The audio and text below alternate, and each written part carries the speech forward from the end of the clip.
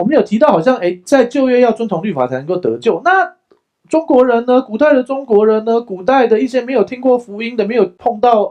犹太人的这些人，他们怎么得救？难道全部下地狱吗？好，我们来看圣经经文，请。好，这罗马书2章，好，那个前面就提到什么什么造天地的等等，然后呢，我们继续往下看，神就开始讲得救这件事，好，OK， 2章6节，好，他必照个人的行为报应个人。凡恒心行善、寻求荣耀等等等等等等，这些神就会祝福他们。然后呢，如果结党啊什么什么这些作恶的，神就会做一些事情。好，作恶的是犹太人、希腊人，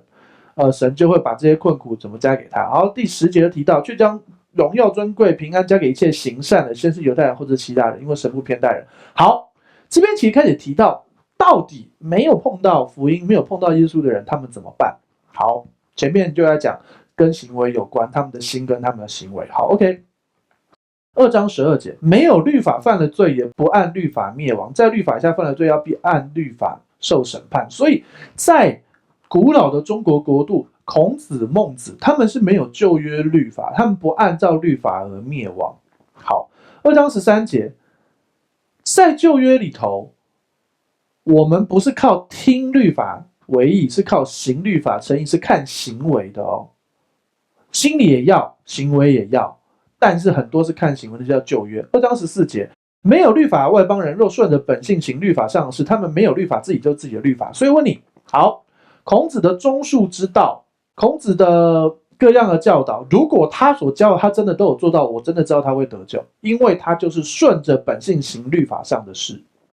不可杀人，不可偷盗，不可作假见证，这些东西是本性里面就有的，但是没有律法写出来的。然后呢，好，孔子、孟子啊，对，好，人性本恶，人性本善，荀子啊，然后啊，好，曾子啊，吾日三省吾身，这些都是顺着本性行律法上的事，没有律法，自己就是自己的律法。好，2章15节提到，这是显出律法的功用，刻在他们心里，他们是非之心同作见证，他们的思念互相较量，或以为是，或以为非，所以他们的思想、他们的想法会成为他们心里的律法，所以就是没有旧约律法的人可以得救的方式。但是在旧约的前提之下，现在所有的人都要来信耶稣，现在连有旧约律法的人都要来信耶稣才能够得救。好，2章16节，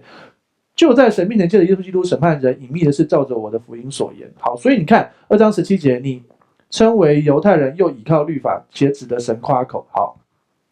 然后呢，这边就开始讲啊，你们这些犹太人，你们以为你们有律法就可以夸口，可是现在开始要进到新的，就是耶稣弥赛亚启示的这一切。好，所以回到现场，在旧约的时代，耶稣还没有成就救恩的时候，钉十字架，然后为我们复活之前，所有人没有信耶稣的人，他们没有律法的，无论哪一国的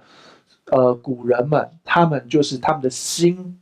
里面就有自己的心良心作为律法，他们如果按着良心而行，就很像孔子教，如果他真的做到，孟子教他真的做到，那么他们这些人我相信是会得救的。所以简单这样说，如果你在天堂碰到孔子、孟子，也不要觉得很奇怪，因为他们如果真的如刚才经文所说的，他们是可以得救的。好，所以简单这样说，这些人很可能他们同时也跟亚伯拉罕一样在阴间的乐园，然后耶稣在地上，然后为我们成就这一切事，然后为我们死为我们复活之后，他就升上高天，先把自己献给出熟果子给天父，然后到地上把掳掠的仇敌，然后把阴间属于他的人，可能包含孔子、孟子，可能包含那些按照良心而行的人，然后一起带到天堂去。OK， 所以希望也回答你的问题。